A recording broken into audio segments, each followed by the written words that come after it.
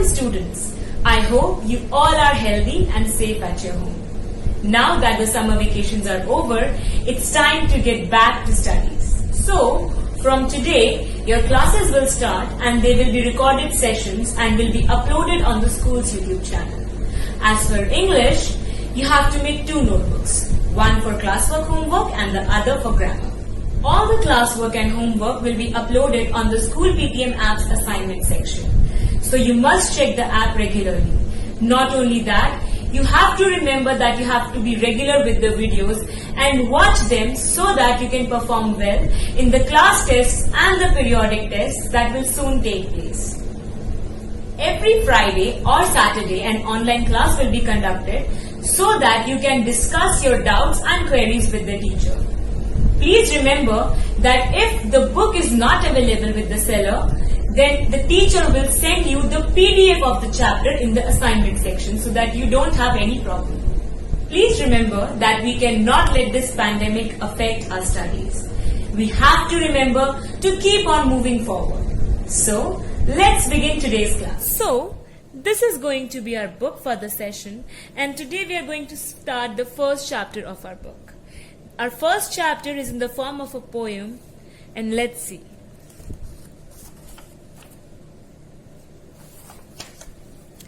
Chapter 1, Casabianca. This is one of the most beautiful poems I have ever read. It has been written by Felicia Hemans, a very renowned writer of her time.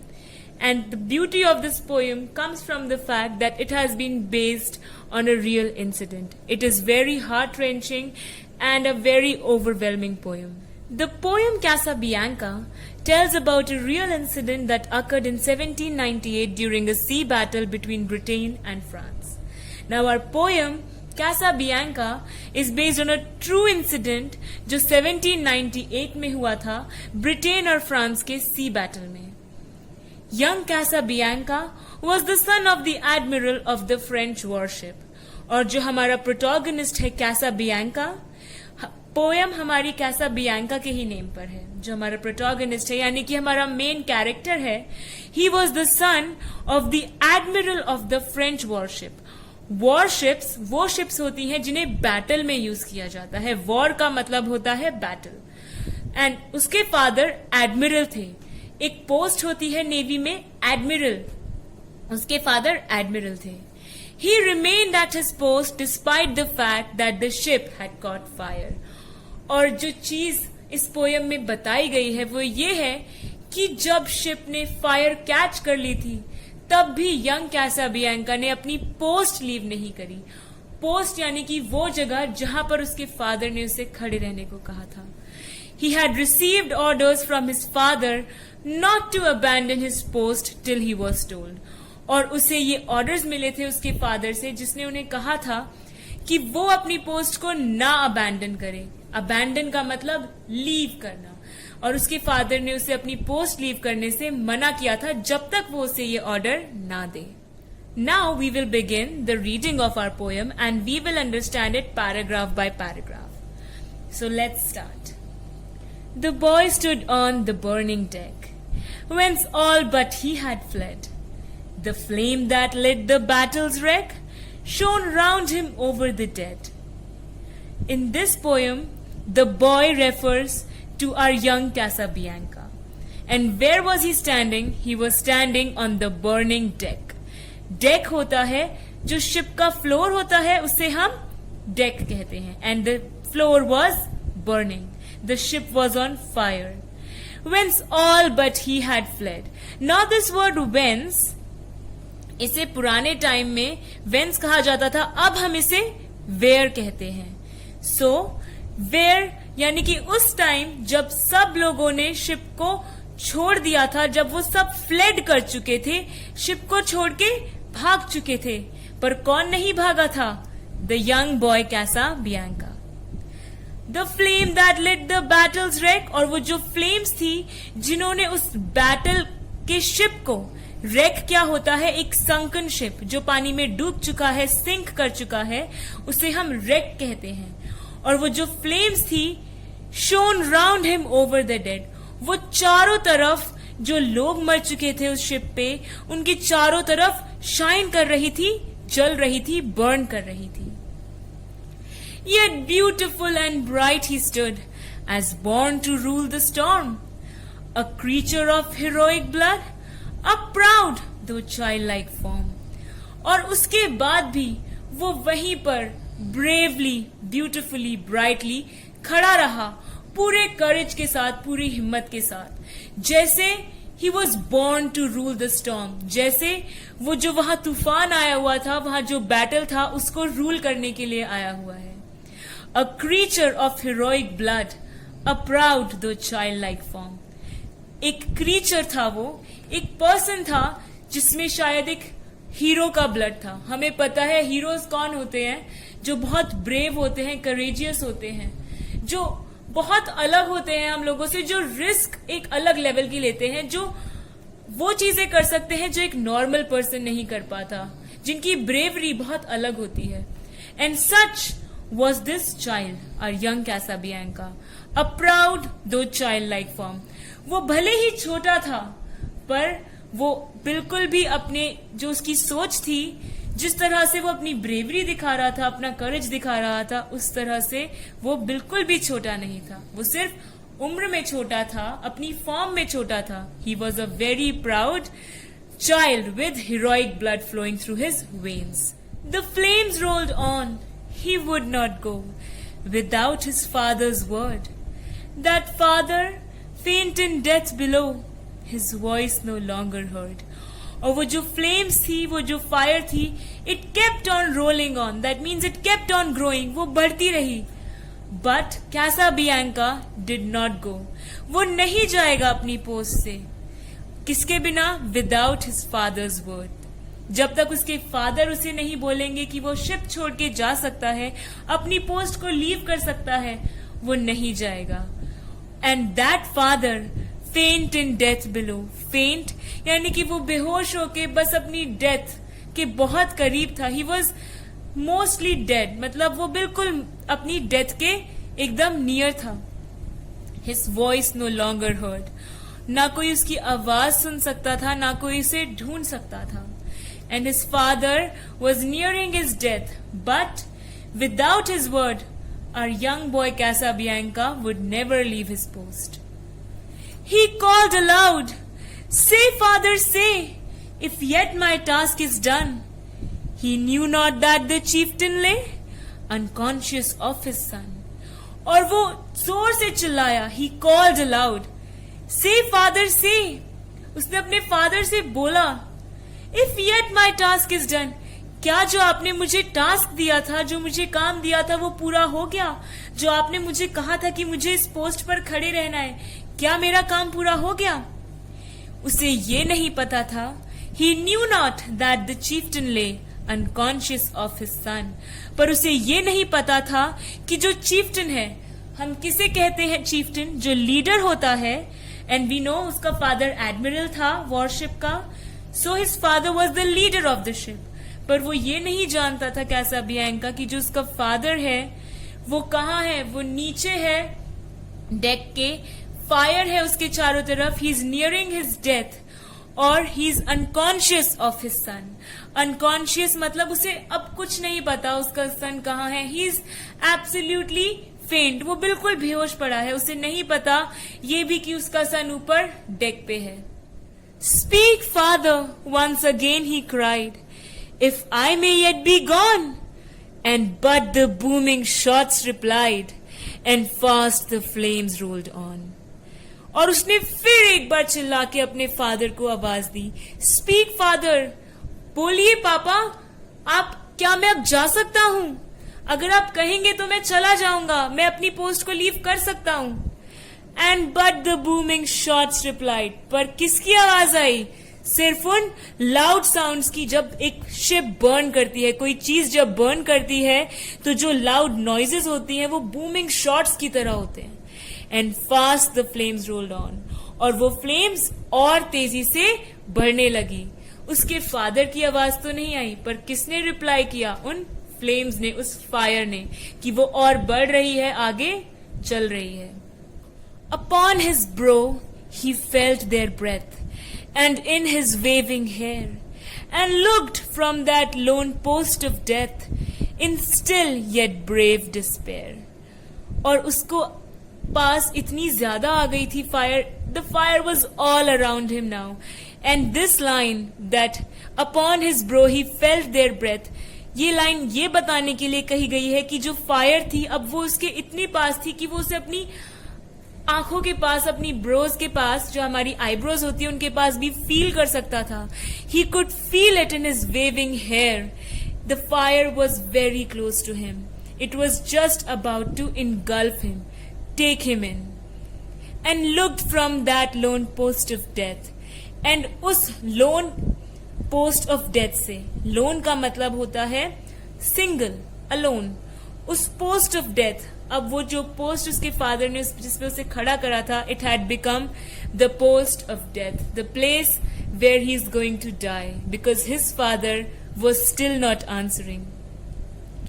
In still yet brave despair, और वो तब भी वहीं खड़ा रहा. Despair तो था उसे, डिस्पेयर मतलब दुख था, उसे पता था कि his death is coming for him, but still he was brave. He did not leave his post and run away, because his father had told him that he will give him the orders to leave and only then he will leave. और वो अपनी पापा की हर बात मानने वाला था. And shouted but once more aloud, "My father, must I stay?" While over him fast, through sail and shroud, the wreathing fires made way. और वो फिर से एक बार चिल्लाया. He called out to his father. He said, "My father, must I stay? क्या मुझे अभी भी रुकना है?" But he still did not get any answer. While over him fast, through sail and shroud, the wreathing fires made way. पर उसके चारों तरफ आसपास जो वो फायर बढ़ रही थी, through sail and shroud. Sail आपने देखा है कि जो शिप होता है उसके ऊपर जो ये क्लॉथ होता है, ये देख सकते हो आप पिक्चर में green, this is the sail of the ship. इसके ही हेल्प से शिप सेल करती है. जब विंड होती है इसे ओपन कर देते हैं so that the wind can guide the ship. So through the sail and shroud, जब लोग मर जाते हैं व्हेन दे डाई, तो उनके ऊपर जो कपड़ा बिछा दिया जाता है व्हाइट कलर का क्लॉथ, उसे हम श्राउड कहते हैं.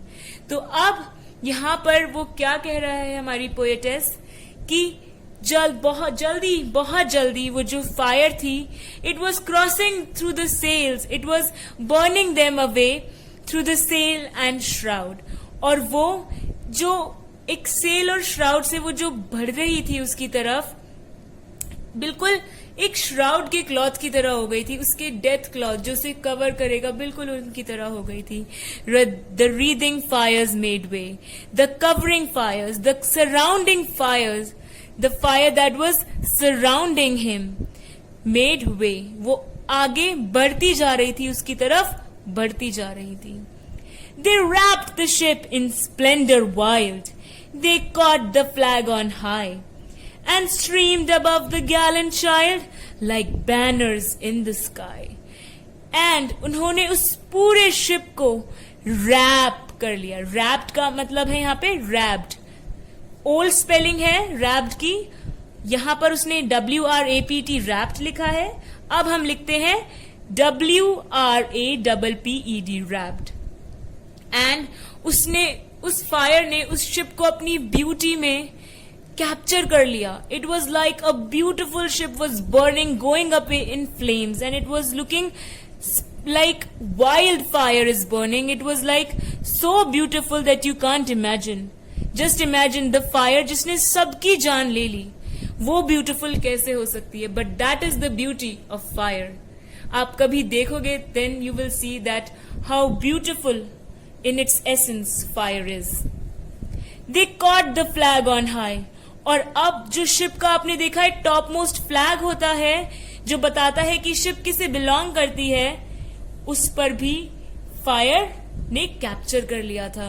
They had started burning away the top most position on the ship. They were burning down the flag. and streamed above the gallant child like banners in the sky. और वो उस gallant child, gallant का मतलब होता है brave, and वो अब ऊपर से भी उन्होंने उस पूरे शिप को कवर कर लिया था. They streamed above the gallant child, और वो ऊपर भी फैल चुकी थी like banners in the sky.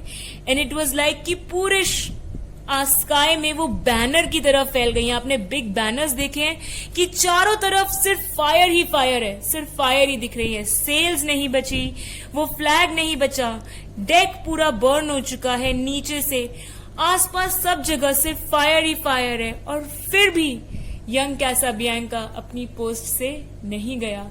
He is waiting for his father's orders. There came a burst of thunder sound. The boy, oh, where was he?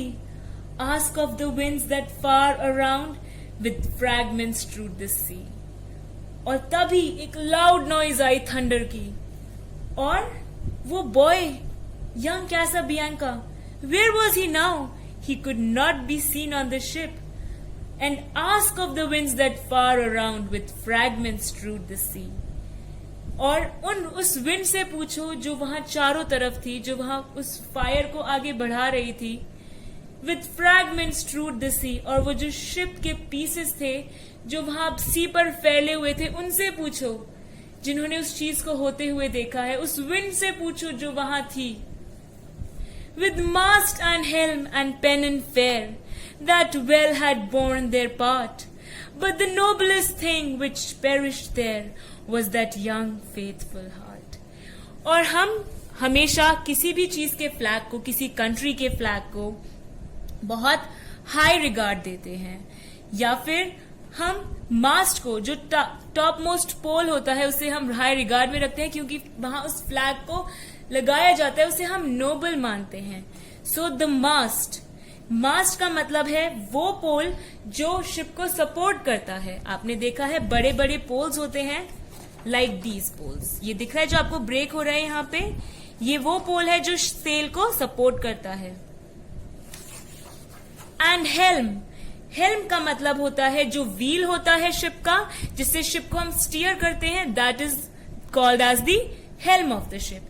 And pen and fair, pennon is the small triangular flag जो ship के ऊपर लगाया जाता है, like this red flag here, उसको हम पेनन कहते हैं. द पोएटिस इज सेइंग कि वो सब अच्छे थे, वो मास्ट भी, वो शिप को स्टीयर करने वाला हेल्म भी, वो फ्लैग भी.